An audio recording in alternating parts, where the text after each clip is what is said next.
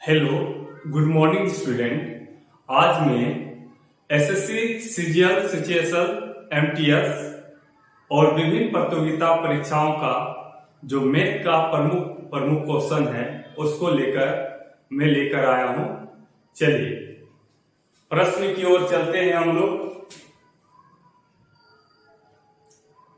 पहला क्वेश्चन है कि शांत जल में एक नाव की चाल 10 किलोमीटर प्रति घंटा है। शांत जल में एक नाव की चाल 10 किलोमीटर प्रति घंटा है। यह धारा के प्रतिकूल 6 घंटा में 45 किलोमीटर की दूरी तय करती है। तो धारा की चाल मांग लिया है। तो ध्यान दीजिएगा, आपका जो दिया गया है नाव की चाल, यानी लिख सकते हैं वेलोसिटी ऑफ बोट बराबर 10 किलोमीटर प्रति घंटा। नाव की चाल कितनी है?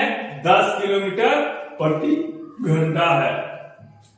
धारा के प्रतिकूल, याद रखिएगा, धारा के अगर साथ जाते हैं तो धारा की चाल और नाव की चाल दोनों जुड़ जाता है।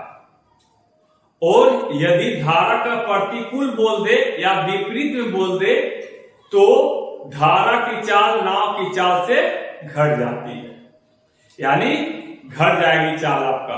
अगर विपरीत दिशा में अगर आप तैरते हैं तो आप अधिक स्पीड से नहीं दौड़ पाइएगा, और यदि धारा के साथ जा रहे हैं तो बहुत स्पीड से आप तैर सकिएगा।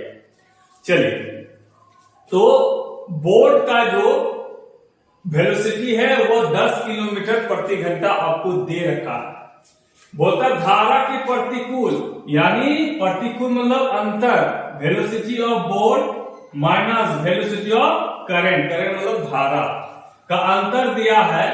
ये चाल बराबर इसमें भी कर लीजिए दूरी बटे समय, यानी 45/6।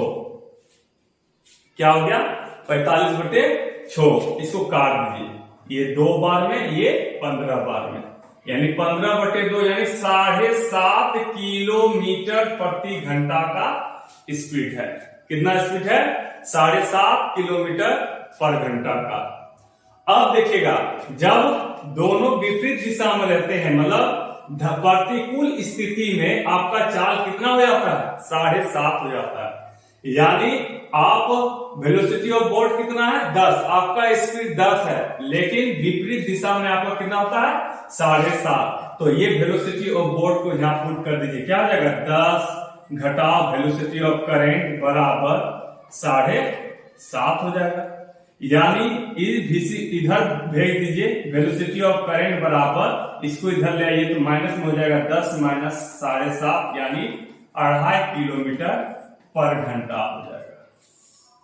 तो करंट की चाल आपका कितना हो गया? 2.5 किलोमीटर प्रति घंटा। बस इसका आंसर हो गया 2.5 किलोमीटर पर घंटा, यानी ऑप्शन नंबर 1 हो गया। चलिए, अब इसी तरह अगले प्रश्न में चलते हैं हम लोग। चलिए ध्यान से देखिएगा इनको भी। एक चलती हुई रेलगाड़ी किसी प्लेटफार्म पर खड़े एक व्यक्ति तथा एक 300 मीटर लंबे पुल को पार करने में क्रमशः 10 सेकेंड और 25 सेकेंड लगता है। तो ध्यान दीजिएगा, एक प्लेटफार्म है, इस पर एक व्यक्ति बैठा हुआ है। इसको जब ट्रेन पार करती है ना, तो इसको पार करने में 10 सेकेंड लगाता है। कितना सेकेंड लगाता है? 10 सेकेंड लगाता है। और उसी वो बोलता है 300 मीटर लंबा पुल को, ये पुल है आपका 300 मीटर लंबा पुल है, इसको यह ट्रेन पार करने में 25 सेकेंड लगाता है। तो ध्यान रखिएगा, जब कोई ट्रेन किसी व्यक्ति, किसी पोल किसी खंबा, किसी कार को अगर पार करती है यानी अपनी लंबाई को पार करती है, क्योंकि पोल व्यक्ति और गाड़ी कार इस सब का जो होता है इसका दूरी को नगण्य मानते हैं। क्या मानते हैं? नगण्य। इस सब को नहीं, याद रखिएगा, किसी पोल को पार करती है यानी अपनी लंबाई को पार करती है ट्रेन। तो देखिएगा, ट्रेन अपनी लंबाई को पार करने में 10 सेकंड लगाती है, लेकिन इसी पुल को, मतलब एक पुल है 300 मीटर का पुल है, उसको पार करने में 25 सेकंड लगाती है। तो याद रखिएगा, पुल को पार करती है यानी अपनी लंबाई को भी पार करती है। तो ट्रेन जो है अपनी लंबाई और पुल दोनों को पार करती है कितना सेकंड में? 25 सेकंड में।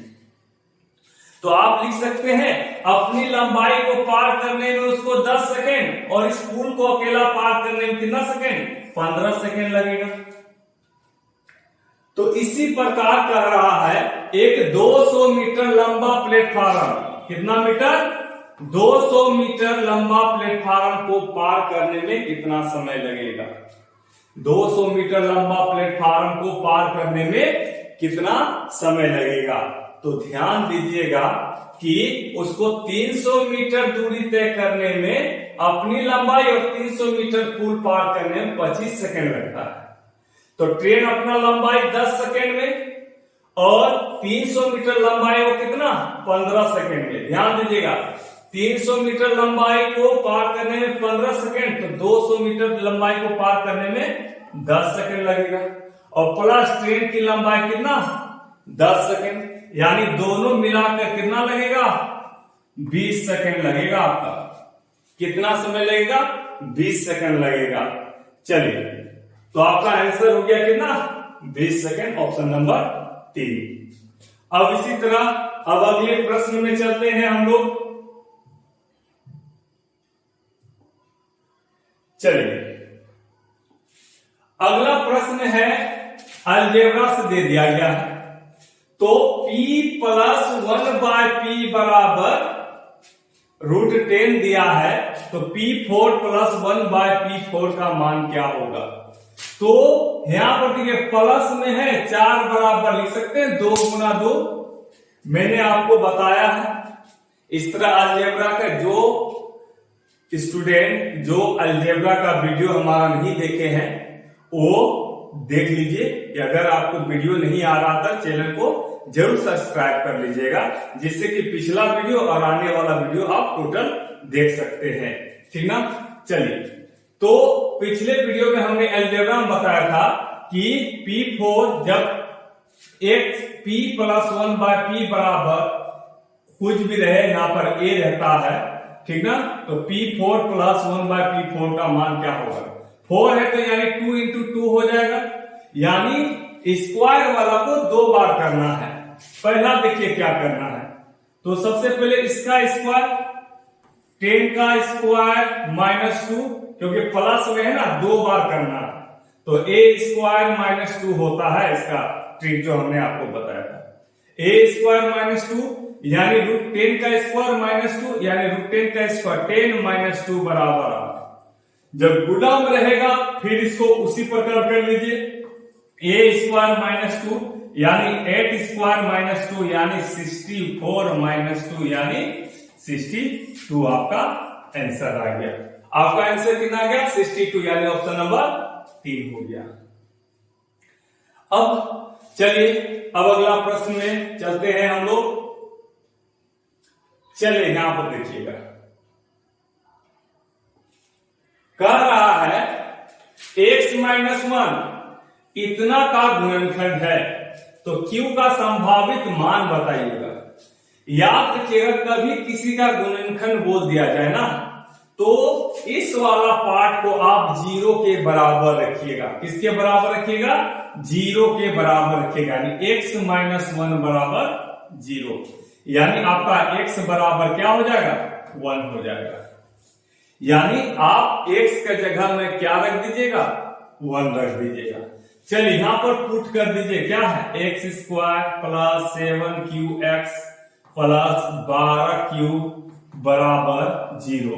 चलिए पुट कर दीजिए, 1 का स्क्वायर प्लस 7q गुना 1 प्लस 12q बराबर 0। यहां पर 1 का स्क्वायर 1 हो गया, प्लस 7q और 12q क्या हो गया, 19q हो गया बराबर 0। अब एक उधर चले जाएगा, 19 का क्यूब बराबर -1, तो लिख सकते हैं q बराबर -1 बटे 19। आपका ये आंसर हो गया। तो q का मान क्या होगा, -1 बटे 19, ऑप्शन नंबर ए। अब चलते हैं अगले प्रश्न में।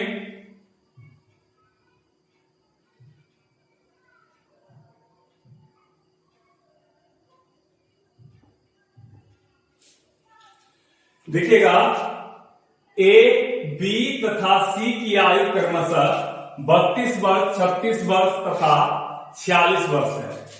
कितना कितना वर्ष है, 32 वर्ष, 36 वर्ष और 46 वर्ष है। तो इसकी औसत आयु ज्ञात कीजिए। तो आप जानते हैं औसत बराबर क्या होता है, औसत बराबर होता है जितनी भी संख्याओं का योग बटे संख्या बटे संख्या। कितनी संख्या है आपकी, ठीक ना। तो औसत बराबर, तो तीनों ए बी सी का औसत बोला है, तो ऑल एस औसत यानी एवरेज बराबर तीनों का योग कर दीजिए, 32 प्लस 36 प्लस 46 बटे के वो संख्या है 1 2 3 से इसको क्या कर दीजिए, भाग दे दीजिए। औसत बराबर होता है संख्याओं का योग बटे संख्या। सब संख्याओं को जोड़ दीजिए, के वो संख्या है उससे आप भाग दे दीजिए, तो आपको एवरेज निकल जाएगा। चलिए इसको जोड़ दीजिए, 6 6 12 2 14, हाथ मरा 1, 4 3 7 3 10 और 1 11 बटे 3। तो आप इसको भाग दे दीजिए, 3 3 9 3 8 24, यानी उसका औसत कितना हो गया, 38 वर्ष, यानी ऑप्शन नंबर 1 हो गया। अब हम लोग फिर अगले प्रश्न में चलते हैं।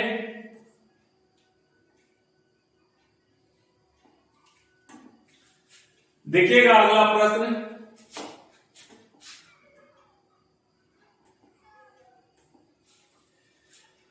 क्यों किसी कार्य को जितने समय में करता है, क्यों किसी कार्य को जितने समय में करता है उसका 1/3 समय में P आधा काम करता है। उसका 1/3 समय मतलब Q का 1/3 समय में ही P आधा कार्य करता है। यदि एक कार्य को पूरा करने के लिए दोनों को एक साथ कुल 15 दिन लगता है, अगर दोनों एक साथ मिलकर काम करता है तो उसको कितना दिन लगता है, 15 दिन लगता है। तो P अकेला उस कार्य को करने में कितना दिन लेगा। तो चलिए यहां कह रहा है Q जो जितना समय लेता है, किसी कार्य को करने में Q जितना समय लेता है उसका 1/3 समय में P आधा काम कर लेता है, ठीक ना। तो उसका 1/3 समय में P आधा काम कर लेता है, यानी आप लिख सकते हैं P जो करता है, अगर P आधा काम करता है कितना समय में, 1/3 समय में, Q का 1/3 समय में, तो पूरा एक काम करने में कितना लगेगा, ये 2/3 समय लगेगा। P को पूरा करने में 2/3 समय लगेगा, यानी आप लिख सकते हैं अगर P और Q का बात कर ले, P अगर एक समय लेता है और P कितना लेता है, 2/3 लेते हैं, ये समय का बात है। तो समय का अनुपात 2:3 हो जाएगा, लेकिन क्षमता का अनुपात आपका क्या हो जाएगा, 3:2 हो जाएगा। क्षमता का अनुपात क्या हो जाएगा, 3:2 हो जाएगा। अब चलिए, तो क्षमता जो है बोलता है दोनों मिलकर 15 दिन में काम पूरा कर देता है। दोनों मिलाकर एक दिन में कितना काम करता है, 3 2 5 काम करता है। दोनों मिलाकर एक दिन में कितना काम करता है, 5 काम करता है, तो दोनों मिलाकर एक दिन में 5 काम करेगा और 15 दिन में टोटल कितना काम करेगा? 5 गुना 15 काम करेगा। दोनों मिलाकर क्षमता कितना है P और Q का?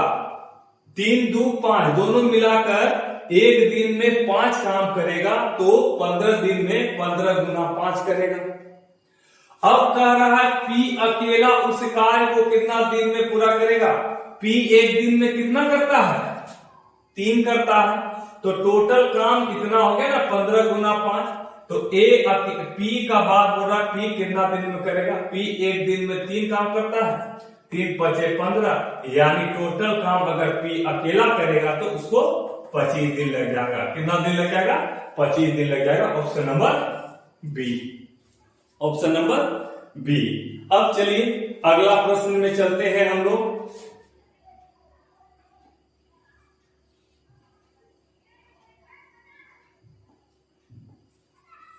अब देखिएगा, P तथा Q ने किसी कार्य को करने का 7200 रुपया में ठेका लिया।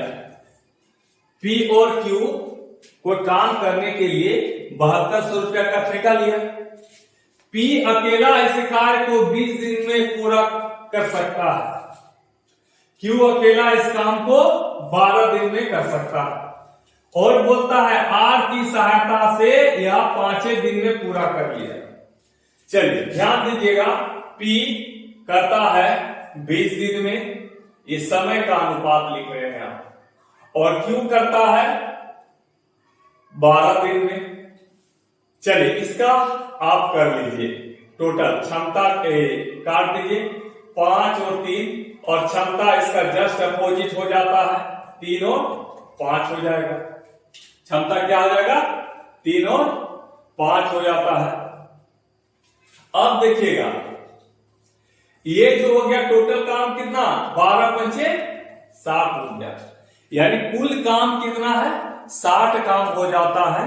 अब बोल रहा है कि तीनों मिलाकर, यानी R का सहायता लेता है, P Q किसका सहायता लेता है? R का सहायता लेता है, जिसको इस काम को पूरा करने में 5 दिन लगता है। यानी लिख सकते हैं P plus Q plus R, तीनों इस काम को कितना दिन में पूरा करता है? 5 दिन में।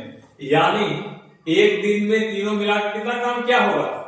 12 काम किया होगा। एक दिन में तीनों मिलाकर 12 का। P एक दिन में 3, Q एक दिन में 5, यानी दोनों मिलाकर 8। तो R का एक दिन में कितना हो जाएगा? 4 काम किया होगा। R एक दिन में कितना काम किया होगा? 4 काम किया होगा। तो अब ध्यान दीजिएगा कि टोटल कितना? 7200 रुपया है। तो R का हिस्सा बोल रहा है, R का हिस्सा, तो टोटल क्षमता इतना काम ही किया है। इस सबका पावर जो है 5 3 8 4 12, यानी 12 अनुपात बराबर कितना रुपया देता है इसको? 7200 रुपया देता है।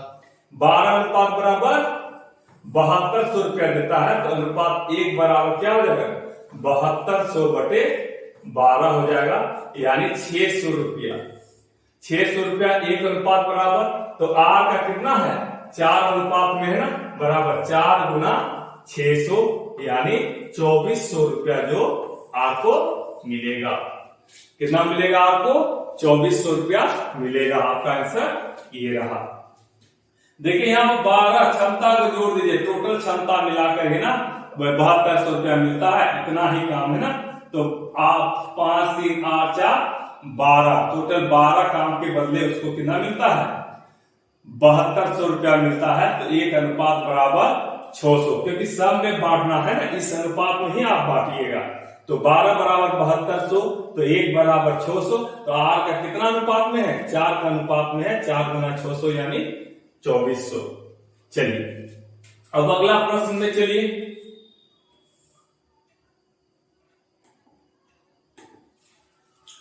दो पाइप P और Q एक खाली टंकी को क्रमशः 25 घंटा और 20 घंटा में भर सकते हैं, ठीक ना। तो P और Q कह रहा है एक 25 घंटा में, ये समय का अनुपात है, 25 घंटा भर सकता है, यानी इसलिए प्लस दिए हैं, और ये 20 घंटा में भर सकता है, ये प्लस दिए। पाइप R अकेला एक भरी टंकी को 50 घंटे में खाली कर सकता है। पाइप आर जो है इसको 50 घंटे में खाली कर सकता है। तो ध्यान दीजिएगा, रेशियो में इसको छोटा कर लीजिए, ये 5 हो जाएगा, 4 हो जाएगा, 10 हो जाएगा, इस अनुपात में हो गया आपका। तो क्षमता निकालना है इसका, क्या निकालना है? क्षमता निकालना है। क्षमता जो होता है, अगर P का आप क्षमता निकालना है तो P को ठग दीजिए, 10 4 40 हो जाएगा।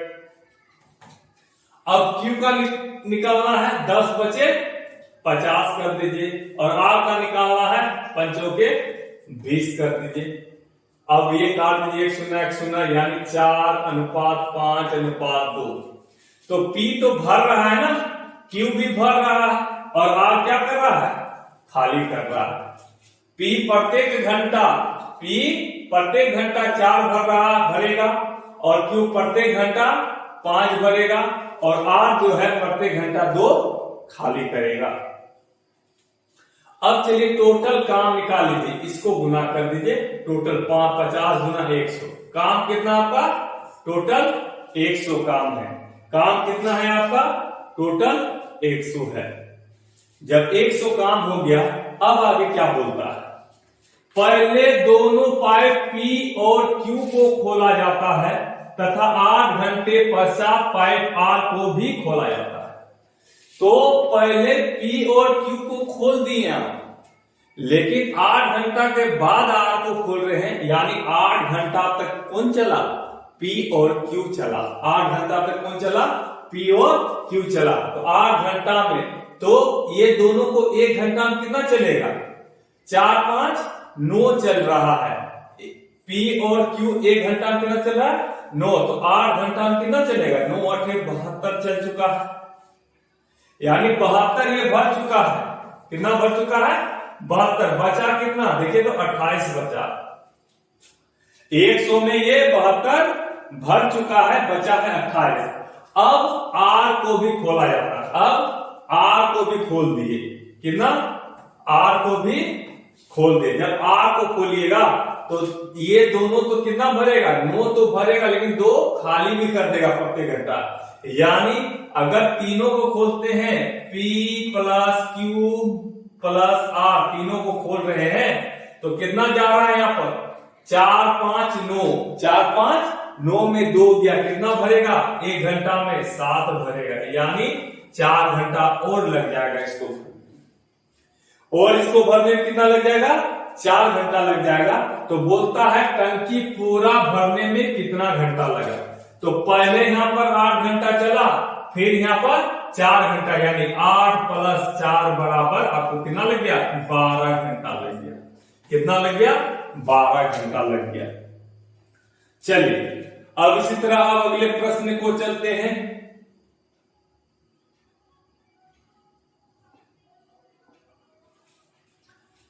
एक व्यापारी अपनी वस्तुओं का मूल्य उनके लागत मूल्य से 30% अधिक अंकित करता है। लागत मूल्य से कितना अधिक करता है? 30% अधिक अंकित करता है। मान लीजिए लागत मूल्य 100 है। क्या माना आपने?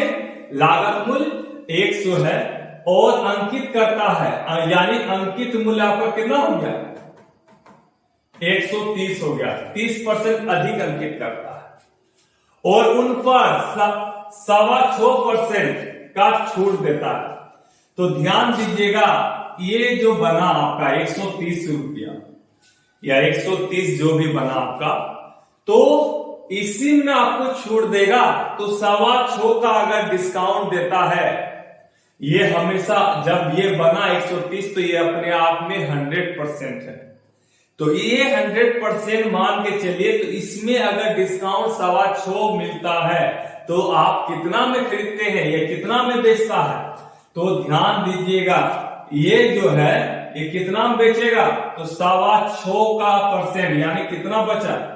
100 में 6.25 घटा दीजिए तो बचेगा आपका 93.75 बचेगा। कितना बचेगा? 93.75%, यानी ये जो बचता है 93 75% में बेचता है, इतना बटे 100। पॉइंट उड़ा दीजिए और 100 आ जाएगा, 1 0 कट गया। अब इसको गुना किए, 13 पचे 65, 13 सते 91, 6 97, हाथ में रहा 9, 13 तिया 39, 9 48, हाथ में रहा 4, 13 9 117, 4 121, कितना हो गया 121, और बटे कितना था 1000। तो आपका आंसर जो आ गया कितना, ये पॉइंट चला जाएगा 121.875, यानी इतना में आप बेच रहे हैं 121 पॉइंट इतना में, और खरीदे थे कितना में 100 रुपया, यानी आपको लाभ हुआ 21.875% का लाभ हुआ। कितना का लाभ हुआ 21.875% का। तो किसमें है 21.875%, यानी ये आप लिख सकते हैं, जब उसको पॉइंट उड़ाइएगा 1000 आएगा, काट दीजिएगा तो यही पर आपका आंसर आ जाएगा। चलिए अब अगला प्रश्न में चलते हैं।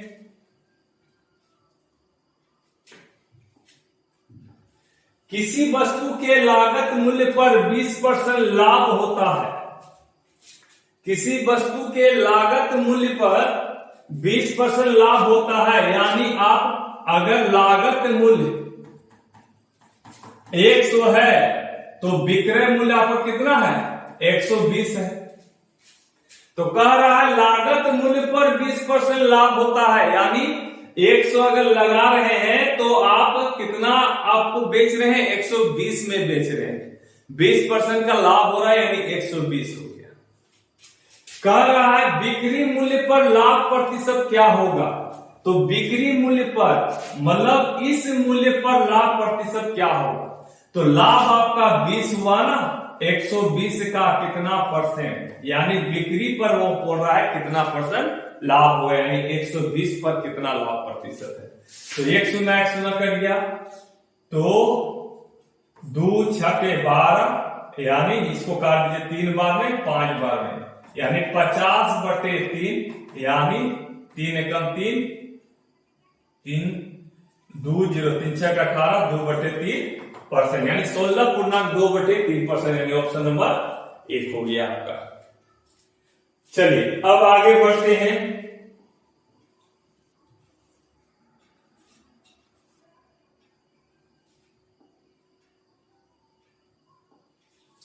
देखिएगा, 2 बर्तन है, ए बर्तन और बी बर्तन, जिसमें 2 पानी और दूध और पानी का मिश्रण है, और पहला मिश्रण इतना पहला बर्तन में और दूसरा बर्तन में इतना। तो मिश्रण को किस अनुपात में आप मिला रहे हैं कि मिश्रण में दूध और पानी का अनुपात इतना हो जाए, मिश्रण में दूध और पानी का अनुपात इतना हो जाए। चलिए सबसे पहले आप ध्यान दीजिए, बर्तन पहले मिल्क और वाटर लिख लीजिए। तो मिल्क और वाटर में जो है ए बर्तन में कितना है 5:2 है, और बी बर्तन में कितना है 8:5 है, और मिक्स होकर कितना बन जाता है मिल्क और वाटर, बोलता मिक्स होकर 4:9 हो जाएगा।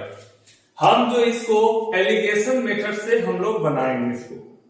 चलिए हम केवल इसमें मिल्क ले लीजिए या तो वाटर को लेके चलिए। चलिए इस पहला में क्या है, ए पहला में क्या है मिल्क में, मिल्क इसमें कितना पहला मिश्रण में 5 है, टोटल कितना है 5 जो 7 में 5 है, यानी टोटल 7 भाग में 5 भाग क्या है दूध है, यानी 5/7 लिख सकते हैं। ठीक, अब यहां पर देखिए आगे बी, इसमें देखिए इसमें मिल्क कितना है, इसमें मिल्क कितना है, इसमें देखिए टोटल भाग 13 है, टोटल भाग कितना है 13 में मिल्क कितना है 8 है। दोनों मिलकर दूध यहां पर कितना हो जाएगा 4/13 हो जाएगा। टोटल 13 है, उसमें दूध कितना है 4, कितना हो गया। अब इसको माइनस कीजिए क्रॉस में, इसको माइनस कीजिए, तो 8/13 में 4/13 यानी 4/13 हो गया अनुपात। अब देखिएगा इसमें घटाइएगा तो घटा दीजिए साइड में, 5/7 घटा 4/13, दोनों घटा दीजिए कितना आ जाएगा सर 13 × 7 = 91, 7 13 पचे 65 घटाओ 13 सत्ते का सचो के 28 यानी 15 में 8 गया 7 या 5 में 3 गया 5 में 2 गया 3 बटे 91 यानी 37 बटे 91 हो जाता है इसको घटा करके अंतर डिफरेंट। तो 13 सत्ते 91 यानी 28:37 हो जाएगा। क्या हो जाएगा 28:37 में मिश्रण को मिलाइए। किस अनुपात में मिलाइएगा तो 28:37 यानी ऑप्शन नंबर 3 28:37 में आपने मिलाया तो मिश्रण 4:9 हो जाएगा। इनको हमने एलिगेशन मेथड से हमने बनाया। चलिए अगला देखिएगा। आइए 62 नंबर देखिएगा। कह रहा है किसी भिन्न के अंश में 20% की वृद्धि करने तथा हर में 10% कमी करने पर 5/6 प्राप्त होता है। मान लीजिए वो भिन्न x और y है, ठीक ना। तो भिन्न पूछा है। चलिए तो x और y, x में बोलता है 20% की वृद्धि, तो 20% की वृद्धि यानी x का 120% कर रहे हैं आप, और y में 10% की कमी यानी y में 90% कर रहे हैं आप। एक शून्य कर दिया 6 बार में, ये 5 बार में 1 0 9/10 बराबर कितना हो जाएगा 5/6 होगा, ठीक ना। तो यहां पर देख लीजिए 6/5 इधर चला जाएगा, x/y बराबर ये 5/6 है तो 6/5 यहां चला जाएगा और ये 9/10 ऊपर चला जाएगा। अब देखिए ये 5 ऊपर जाएगा, ये 10 नीचे आएगा, तो लिख लीजिए 5 गुना 9 गुना 5 बटे क्या हो जाएगा 5 गुना 9 गुना 5 बटे 10 गुना 6 गुना 6 हो जाएगा। तो 5 गुना 10 हो जाएगा। इसको काट के क्या हो जाएगा 3 3 9 3 दूना 6 3 दूना 6 यानी 5/8 हो जाएगा। आपका आंसर क्या हो जाएगा 5/8। ठीक। चलिए अब अगला प्रश्न में चलते हैं।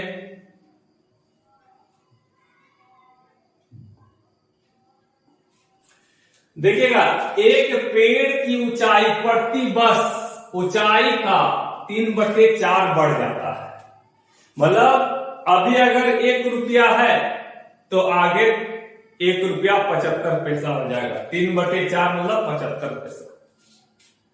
फिर जितना हुआ उसका फिर आगे बढ़ जाएगा 3/4, इस तरह करके चलते जाएगा। यदि अब इस पेड़ की ऊंचाई कितना है 20 मीटर है, अभी जो वर्तमान में इस पेड़ की ऊंचाई कितना है 20 मीटर है, 2 वर्ष में इसकी ऊंचाई कितनी वृद्धि हो जाएगी, ऊंचाई में कितनी वृद्धि होगी। तो अभी 20 मीटर है ना, तो अगला साल कितना 2 वर्ष बाद 2 वर्ष में, तो अगला साल इसका अगर 3/4, तो याद रखिएगा इस तरह क्वेश्चन हो ना 3/4, तो अगला साल जो बढ़ेगा तो इसका हमेशा ये करते हैं 1 जोड़ देंगे, क्या हो जाएगा 4 3 7/4, क्योंकि अभी 1 माने आप 1 भाग टोटल है, 1 भाग में 3/4 जोड़िएगा तो अगला साल कितना 7/4 होगा।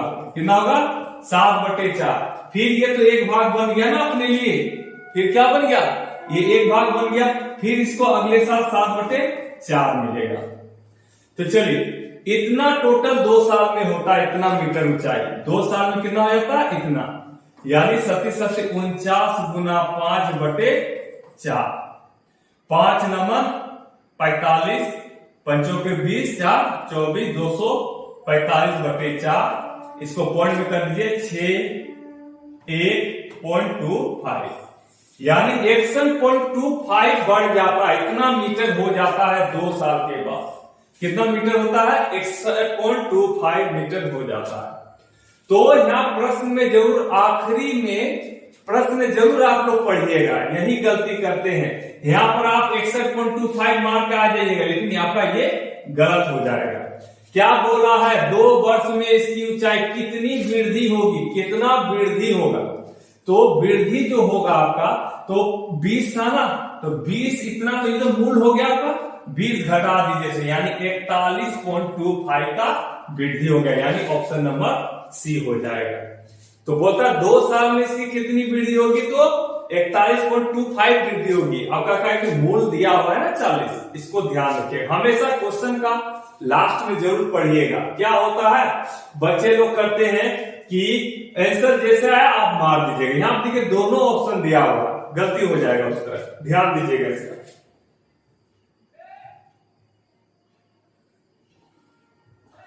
अगला प्रश्न है 7 का सबसे छोटा गुणज कौन सा है जिसे 8, 9, 12, 15 से विभाजित करने पर प्रत्येक स्थिति में शेष 9 बचता है, शेष 5 बचता है, सॉरी।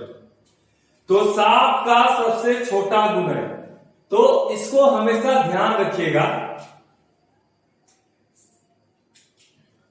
और से विभाजित करने प्रत्येक स्थिति में 5 शेष बचता है। तो अब ध्यान दीजिए, ऐसे कभी आ जाए तो इसका एलसीएम ले लीजिए, किसका 8, 9, 12 और 15 का एलसीएम ले लीजिएगा। तो इसका एलसीएम जो आएगा आपका 12 नंबर 108, 1080 आ जाएगा इसका एलसीएम 360, सॉरी, इसका एलसीएम 360 आ जाएगा। 15 3 15 2 30, 15 4 60, 12 3 36, ठीक, इसका एलसीएम 360 आ जाएगा। तो ध्यान दीजिएगा 360 का ऑप्शन में कोई नहीं है, कितना आया इसका एलसीएम 360। तो 5 शेषफल जब बचता ना 5 जोड़ते हैं तो इसका 365 संख्या निकलेगा, 365 है नहीं है। अब देखिएगा जो आपका एलसीएम आया ना उसको आप गुना कीजिएगा, ठीक है, 2 से गुना कीजिएगा तो 720 को है नहीं है, तो इसको आप 3 से मल्टीप्लाई कीजिएगा, जो एलसीएम आएगा उसको, तो 3 से मल्टीप्लाई कीजिएगा, 36 दिया 108 हो जाएगा, 108 हो जाएगा। तब शेषफल जोड़िए, कितना शेष कितना बचता है 5, तो 5 जब शेषफल जोड़ते हैं तो 1085, आपका आंसर क्या हो जाएगा डी नंबर हो जाएगा, आपका आंसर क्या हो जाएगा डी नंबर हो जाएगा। क्या किया 7 का सबसे छोटा गुणज कौन सा है जिसे 8, 9, 12 और 15 से विभाजित करने पर प्रत्येक स्थिति में 5 शेष बचता है। तो 5 शेष बचता है, तो इन चारों को क्या किया आपने एलसीएम लिया, 360 आ गया, तो 360 में प्रत्येक स्थिति में 5 जोड़ते हैं ना, 5 से जोड़िए इसको, 365 हुआ। देखिए ये कटेगा, 7 का गुणज भी कहा है, 7 5 35 ये नहीं कटा।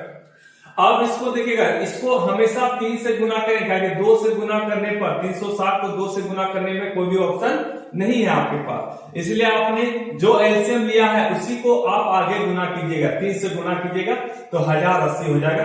जब इसे 5 जोड़िएगा तो देखिएगा 7 एकम 7, 3 8, 7 5 35, 7 5 35, ये 7 से पूरी तरह कट जाता है, यानी ऑप्शन नंबर क्या हो जाएगा 4 हो जाएगा। अब चलिए अगला प्रश्न में चलते हैं। देखिएगा त्रिभुज एबीसी में कोण बी समद्विभाजक एसी की बिंदु डी पर मिलता है। यदि AB बराबर इतना, BC बराबर इतना और AC बराबर इतना, तो AD की लंबाई ज्ञात कीजिए। ध्यान दीजिएगा कि ये त्रिभुज है,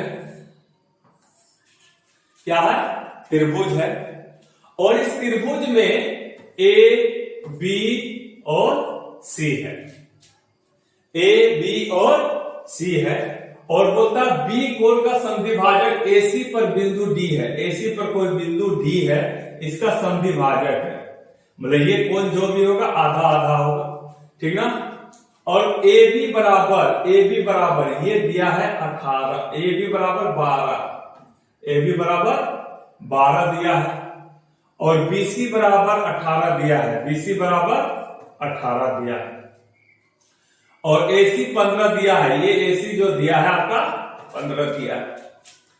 तो AD की लंबाई मांगा, इसका लंबाई मान लीजिए x है, तो ये क्या हो जाएगा 15 माइनस x हो जाएगा, क्योंकि ये पूरा क्या है 15 है, तो ये x हो गया, ये क्या हो जाएगा 15 माइनस x हो जाएगा।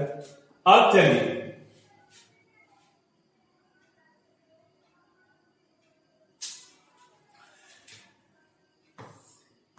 फिर से ए बी सी, तो बोलता है बी कोण का संधिभाजक है, डी ए सी पर डी बिंदु मिलता है, ए बी 12 और बी सी 18 और ए सी जो दिया गया आपका 15 दिया गया है।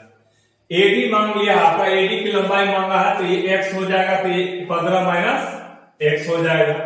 जब ये 15 माइनस एक्स होता है तो आप ध्यान से देखिए, तो एक आता है आपने एक थ्योरम है इसका कि AB बटे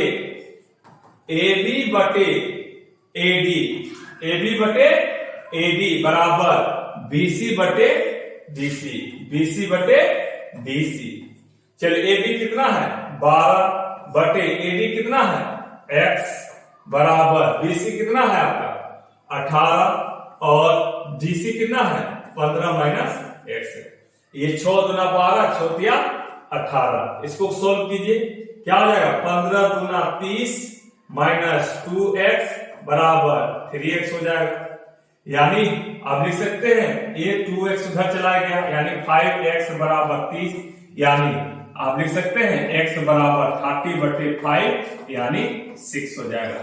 यानी AD x बराबर 6 हो गया, यानी AD की लंबाई कितना हो गया 6 हो गया। AD की लंबाई कितनी होगी 6 हो गई। चलिए अगला प्रश्न में चलते हैं। चलिए 6 घंटी है, कितनी घंटी है 6 घंटी, जो 3 4 6 7 8 और 12 सेकंड के अंतराल में बजती है। तो एक साथ बजना शुरू करता है, कितने सेकंड के बाद वो फिर से एक साथ बजेगी। याद रखिएगा कभी भी एक साथ का जिक्र करे ना तो हमेशा एलसीएम निकालिएगा। क्या निकालिएगा एलसीएम। एक साथ बजेगी, सब मिलकर जाएगा, सब मिलकर बजेगा, तो इस तरह करके हमेशा क्या निकालिएगा एलसीएम। तो 3 4 6 7 8 12 का एलसीएम निकाल दीजिए, आपका 168 आ जाएगा। एलसीएम कितना आ जाएगा 168 आ जाएगा। चलिए अब अगला प्रश्न में चलते हैं हम लोग।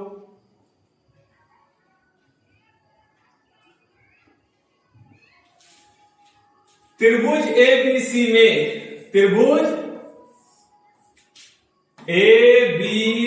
में कोण ए 88 डिग्री दिया हुआ है।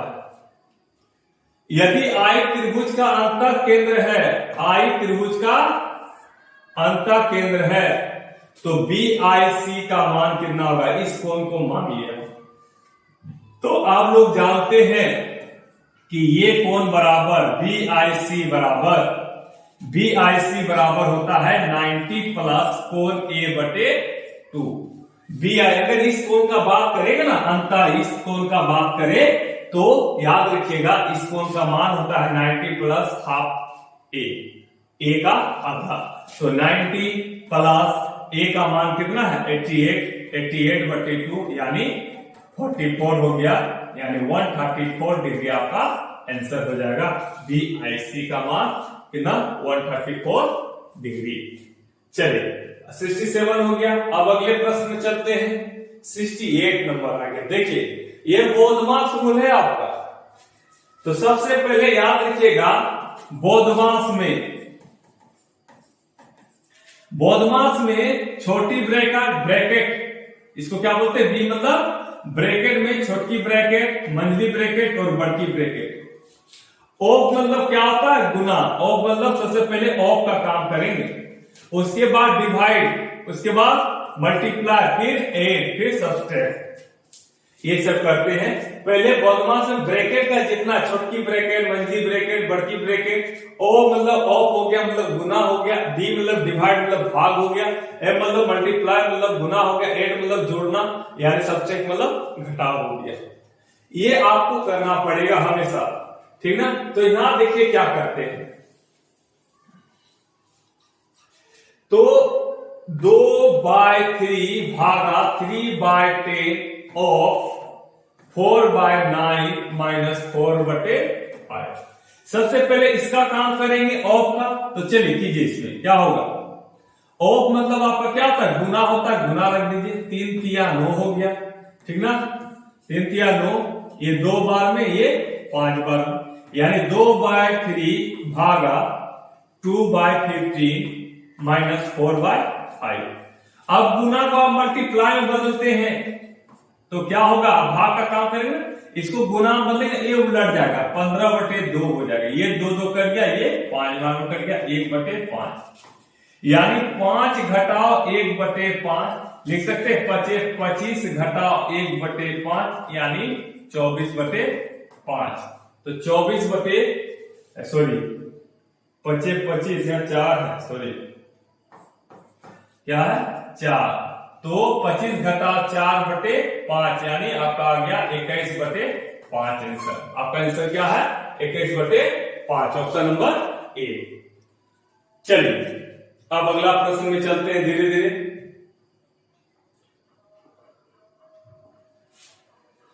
8% साधारण ब्याज की दर पर एक धनराशि कितने वर्षों में खुद का इतना बन जाएगा, यानी मूलधन और मिश्रण धन मिलाकर 7/5 हो जाएगा। तो कभी भी मूलधन हमारा एक होता है, हमेशा क्या होता है, एक होता है। तो एक में घटा दीजिए कितना ब्याज मिला, तो मूलधन क्या विक्रय मूल्य इतना है, अमाउंट है। अमाउंट में अगर आप मूलधन घटाते हैं यानी मिश्र धन में अगर मूलधन घटाते हैं तो आपको लाभ मिलता है। तो लाभ जो हुआ आपको कितना मिला, 7/5 घटा क्रय मूल्य 1 यानी 7 घटा 5/2 यानी 2/5 आपको क्या हो गया, लाभ हो गया। तो लाभ अगर 2/5 होता है, इसको प्रतिशत में निकाल लीजिए, गुना 100। लाभ को आपको क्या करना है, प्रतिशत निकालना है। क्या करना है, लाभ बराबर, सबसे पहले देखिए इसमें मिश्रधन 7/5 हो जाता है, तो लाभ बराबर क्या आ जाएगा, तो इसमें क्रय मूल्य को घटा देंगे तो 1 घट गया, तो आपको लाभ 2/5 हो गया। तो लाभ प्रतिशत बराबर कितना, 40% लाभ होता है। आपको कितना लाभ होता है, 40%। तो 8% प्रत्येक साल, साधारण है तो साधारण 8% प्रत्येक साल, तो 40% पहुंचने में कितना, 8×5 = 40। 8% प्रत्येक साल मिलता है, तो 40% कितना साल में मिला होगा, 5 साल में ही मिला होगा ना, यानी ऑप्शन नंबर ए। कितने साल में मिला होगा 40%, 5 सालों में। चलिए आइए अगला प्रश्न देखिएगा। ए बी का अनुपात दिया हुआ है, क्या, A/B 3/5। फिर BC दिया है B/C 2/3। तो आपका मांग लिया है A/B/C मांगा है। चलिए तो इन दोनों में देखिए कौन बराबर है, B बराबर है, तो B को बराबर कर लीजिए। दोनों को एलसीएम 5 और 2 का एलसीएम 10, इसका वितर दोनों देखिए बराबर कर दिया आपने। तो इसको आपने 5 से गुना किया, इसको कितना से गुना किया है, 5 से, तो इसको भी 5 से गुना कीजिएगा तो 15 हो जाएगा। इसको आपने कितना से गुना किया, 2 से, तो इसको भी 2 से गुना कीजिएगा, कितना हो जाएगा, 6 हो जाएगा। अब देखिए A का 6, B का 10 और C का 15 हो जाएगा। ABC का अनुपात यही हो गया, 6, 10, 15 यानी ऑप्शन नंबर 1 हो गया। अब चलते हैं अगले प्रश्न में।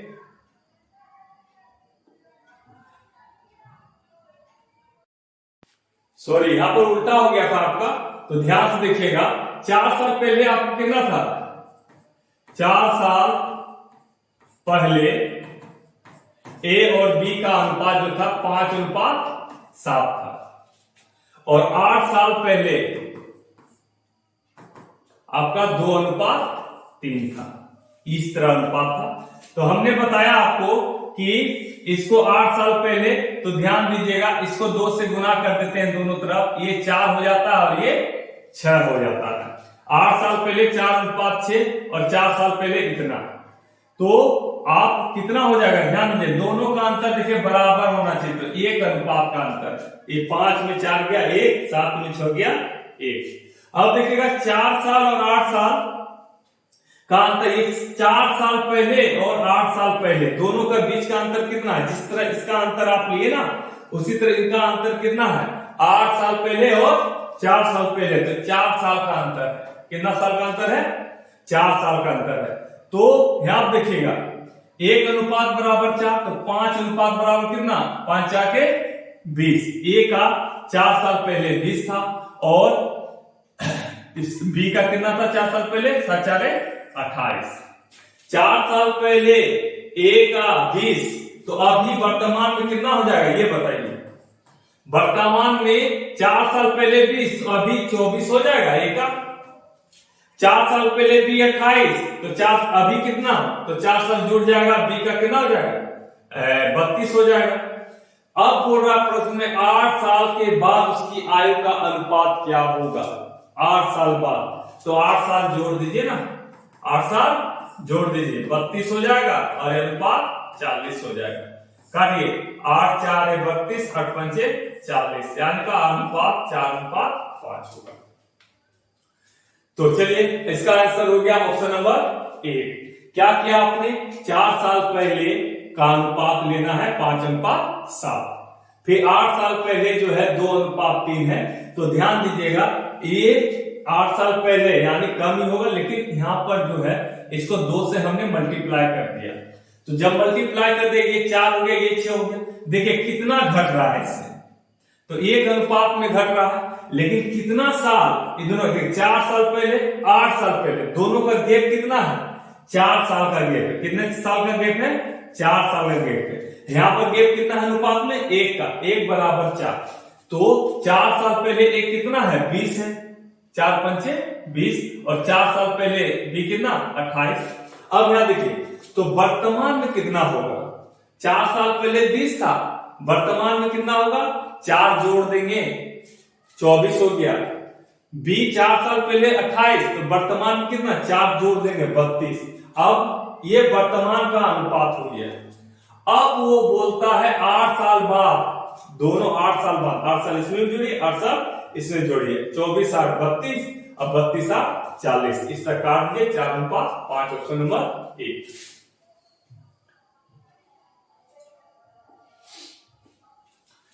चलिए, यदि किसी आयत का प्रत्येक भुजा 13% कम कर दिया जाए, कितना परसेंट कम कर दीजिए? 13% कम कर दिया जाए, तो इसका क्षेत्रफल में कितना परसेंट की कमी होगा? चलिए मान लीजिए ये आयत है, ठीक ना, दोनों का भुजा मान लीजिए 100 ही है, समझ ली। चलिए 100 है, 100 और ये 100, इसमें दोनों बोलता है भुजा में 13% कम करने, यानी ये 87 हो जाएगा, ये भी 87 हो जाएगा, तो इसका क्षेत्रफल हो जाएगा कितना? 10,000 हो जाएगा। क्षेत्रफल कितना हो जाएगा? 10,000 हो जाएगा। इसका कितना हो जाएगा? 87 इंटू 87 हो जाएगा, 7 7 49, 7 8 56, 60 हो जाएगा, 8 7 56, 8 8 64, 5 69, यानी 9 6 5 7, इतना हो जाता है इसका क्षेत्रफल। जो नए वाला का क्षेत्रफल कितना होता है? 7569। तो बोलता है कितने प्रतिशत कम हो गया? तो 75 कितना कम हो गया ये देखना, इतना हो जाता है, लेकिन कम कितना हो जाएगा? 10,000 था और इतना हो जाएगा, कितना कम हो गया? घटा देंगे 69, तो यहां पर 1 हो जाएगा, 3 हो जाएगा, यहाँ कितना घट के आएगा? 9 में 5 गया 4, 9 में 2 हो जाएगा, यानी 24.31% हो जाएगा, यानी 24.31। हमेशा याद रखिए, आयत में बोला ना, प्रत्येक भुजा में बोला, जब प्रत्येक भुजा का बात करेंगे ना, तो हमेशा 100 मान के काम कर लीजिएगा, आपका आंसर आ जाएगा। चलिए अब अगला प्रश्न देखते हैं। एक अर्धगोलाकार कटोरा, एक अर्धगोलाकार कटोरा का त्रिज्या, ये अर्धगोलाकार कटोरा है, इसका त्रिज्या बोल रहा है R बराबर 7 सेंटीमीटर है। कटोरी की क्षमता ज्ञात करने, क्षमता यानी आयतन का बात कर रहा है, किसका बात कर रहा है? आयतन, कटोरे का आयतन। अर्धगोला का आयतन बराबर होता है, अर्धगोला का आयतन बराबर होता है 2/3 गुना पाई गुना r³ 2/3 पाई r³, ठीक ना। चलिए 2/3 गुना पाई यानी 22/7, r कितना 7 है, 7 × 7 × 7, तो 7 7 कट गया अब यहाँ क्या गुना कीजिए, 22 2 जा 44 गुना 49/3, इसको गुना कर लीजिए, कितना आ जाएगा 49 और 44 को 9 4 36 3 4 16 3 19, ठीक। अब देखिएगा 196 6 5 11 2 2115 हो जाएगा, क्या हो जाएगा 2156/3, 2156/3 हो जाएगा। इसको भाग दीजिए 7 बार में, 1 बार में, 8 बार में, पूर्णांक 2/3, ये इतना मीटर सेंटीमीटर क्यूब हो जाएगा, यानी ऑप्शन नंबर 1 हो जाएगा। 718 पूर्णांक 2/3 सेंटीमीटर क्यूब इसका क्या हो जाएगा, इसकी क्षमता हो जाएगा। चलिए अब अगला क्वेश्चन देखिएगा, कह रहा है पी क्यू आर का औसत 5 है, यानी P plus Q plus R, अगर तीनों को जोड़ेंगे तो 3 को है ना 3 गुना 5 करेंगे, यानी 15 हो जाएगा, यानी P plus Q plus R बराबर कितना हो गया 15 हो गया। और बोलता है S और T का औसत 10 है, S प्लस T का औसत 10 है, तो 2 को है ना 2 से गुना करेंगे, यानी 20 हो गया। तो बोलता सभी पांचों का औसत कितना होगा, तो सब मिलाकर देखिएगा 35 होगा। तो पांचों का औसत बराबर क्या होता है, सबका योग बटे नंबर, यानी 5 के गो है 1 2 3 4 5 गो है, 5 से भाग दीजिए, सबका औसत कितना हो गया 7 हो गया, सबका औसत कितना हो गया 7 हो गया। अब चलिए प्रश्न की ओर चलते हैं।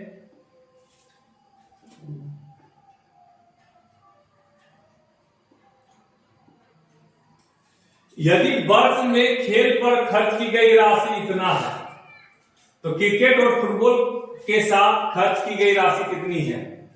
तो फुटबॉल देखिए, यहां फुटबॉल यहां पर है 52 डिग्री है, फुटबॉल कितना है 52 डिग्री है, और क्रिकेट कहां है, क्रिकेट 80 डिग्री है ना, यानी 2 8 5 13 132 डिग्री का आपका मान निकालना है। कितना निकालना है 132 डिग्री। आप जानते हैं पूरा ये वृत्त चाप कितना का होता है 360 डिग्री, यानी 132/360 डिग्री होगा, क्या हो जाएगा 132। इतना भाग ना मिलेगा पैसा क्रिकेट और फुटबॉल में, टोटल कितना भाग मिलेगा, इतना तो मिलेगा, लेकिन टोटल 360 है ना, 360 का 132 मिलेगा। और गुना कितना रुपया 2 3 11 10,000 10,000 लाख 10 लाख करोड़ 2 करोड़ 40 लाख 2 करोड़ 40 लाख रुपया में इतना भाग में मिलेगा। 1 0 चला गया, 12 3 36 12 गुना 24 3 4 12 3 4 12, यानी 4 दूना 8 4 दूनी 8 के सुना 1 2 3 4 5 सुना 1 2 3 4 5 सुना 5 शून्य के साथ 88, यानी ऑप्शन नंबर बी। चलिए अब अगले, बस ये आखिरी सवाल आज का, फिर हम लोग मिलेंगे अगले क्लास में, और इन सभी क्वेश्चन का अच्छा से आप लोग कीजिए। इसी तरह हम आगे भी, और ये दूसरा क्लास था हमारा, जितने भी एसएससी सीजीएल एमटीएस सीएचएसएल जितने भी आगामी प्रतियोगिता परीक्षा है उसके लिए, और फिर अगले सेट में हम लोग मिलेंगे, जिसके लिए धन्यवाद।